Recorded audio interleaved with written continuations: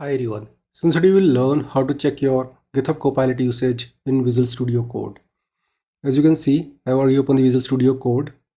Now to check the usage, first of all we need to make sure the status bar should be visible.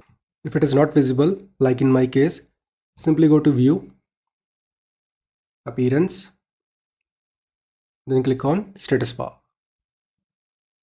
Now as you can see, now the status bar is visible.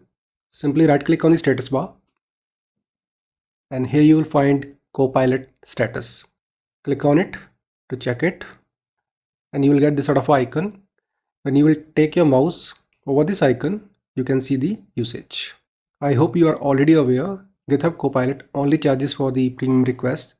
In my case it is 0%, so I am not getting charged yet. In case you want to manage the paid premium requests, you can simply click here and it will take you to the browser.